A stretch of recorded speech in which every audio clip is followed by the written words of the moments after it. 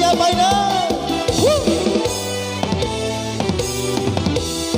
คนงามที่ตามท้องของเจ้า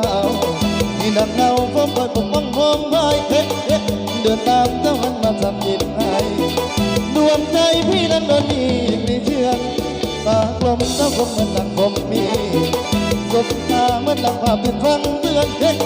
เอ็มเด็กเหมือนดังน้องเป็นของเพื่อนมันเรือนของเจ้านั้นอยู่ที่ใดโอ้นวลน้องเธอจองตัวเจ้าอยากเป็นแฟนน้องเจ้าได้หรือไม่มึงต้องลืมเรื่องเพราะกลัวจะโดนไล่หวังว่าเจ้าหัวใจน้องคงไม่มีเวรกรรมน้องคงไม่ทำให้เกิดเจอไม่กลับคุณจะสักทีคุณตาแม่วาสนาของพี่คนดีน้องคงจะมีเสน่หาคนเพียงเขาคงจะหวงน้อง